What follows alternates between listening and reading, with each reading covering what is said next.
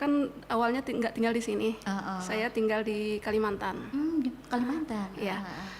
Banyaknya pencinta seperti rendang ya. Rendang kan terkenal dan semua orang suka gitu. Nah, tapi tidak semua orang bisa meracik bumbu-bumbunya. Waktu itu saya kepikiran kenapa nggak coba. Awalnya saya pakai kemasan yang plastik aja gitu. Setelah berkembang, saya mulai mencoba ke kemasan yang lebih bagus. Gitu. Nah dari bumbu rendang itu saya bergerak ke bumbu-bumbu yang lain. Nah itu asal awalnya. Nah kebetulan saya juga sering ke kota-kota lain juga kan, karena memang tadi hobi meracik-racik bumbu. Sehingga saya banyak mempelajari di mana saya ada di situ, saya mempelajari ini enak nih bumbunya kayaknya masuk nih di lidah-lidah gitu kayaknya masuk di lidah semua orang gitu. Saya coba, saya lihat apa sih nama bumbu, nama makanannya, kemudian saya coba try and error di rumah sampai saya menemukan rasa trik yang pas gitu ya. Seperti itu awalnya. Jadi saya memulai usaha UMKM bumbu-bumbu Sumatera Barat ya awalnya ya.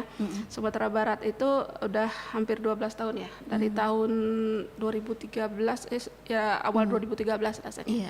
Nah, saya kan juga dulu kerja di swasta gitu. Setiap ada acara misalnya saya ada meeting di Jakarta atau di Kalimantan, di Sulawesi gitu. Saya selalu dimintai teman-teman untuk membawa gitu. Nah, itulah jalur saya promosi dari teman-teman saya ini yang mempromosikan ke orang-orang terdekatnya gitu. Kemudian teman-teman perhimpunan kuliah juga itu mereka support gitu. Mereka juga ikut-ikut mempromosikan. Dari satu ide itu timbul beberapa bumbu-bumbu kemasan yang saya bikin. Sebenarnya ya yang pertama itu bagaimana kita memanage sih Mbak.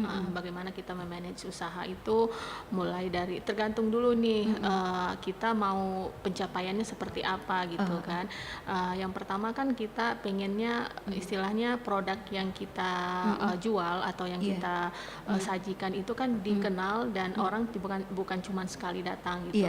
Nah kita pun melihat bahwasannya kan Kota Sungai Penuh ini sekarang tuh lagi pariwisatanya kan lagi naik daun gitu kan ya jadi kita lihat pun pendatang pun sudah banyak ya yang maksudnya yang datang. Nah jadi itu juga yang melatar belakangi kami untuk mengangkat tema masakannya itu yang tradisional khas Kerinci. Kalau selama ini kan kalau kita lihat di Kota Sungai Penuh itu kan kebanyakannya maaf nih selalunya nasi Padang gitu nasi Padang. Nah jadi kalau ditanya orang apa sih makanan khas Kerinci, kadang-kadang kita nggak bisa jawab apa sih, nggak ada gitu. Kalau kita bilang rendang itu bukan makanan khas Kerinci, itu udah. Tapi banyak yang suka kan. Mungkin karena kulturnya juga kita masih mirip sama Sumatera Barat ya Mbak. Nah jadi kami berusaha untuk mengangkat makanan tradisional khas Sungai Penuh. Nah jadi barangkali kalau misalnya seperti makanannya belut gitu ya Mbak. Mungkin kalau belut mungkin banyak yang goreng-goreng, tapi kalau yang masakan yang tempo dulu banget gitu kan, yang istilahnya cuman sambal dengan belut dikasih asam gitu kan jarang ya.